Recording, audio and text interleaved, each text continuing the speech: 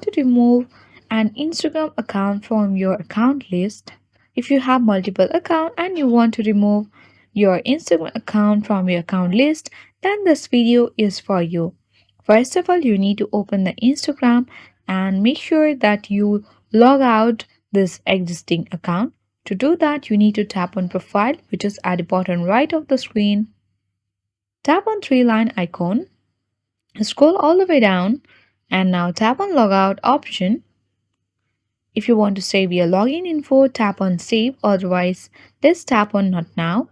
Tap on logout of your account.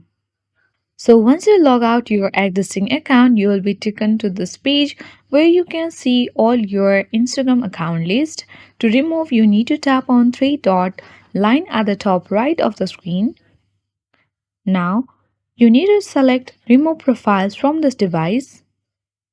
You can select any Instagram account that you want to remove from your account list. Tap on anyone and from here tap on remove and now tap on remove again to confirm. So this is how you can easily remove your Instagram account from your account list. I hope this video was helpful for you.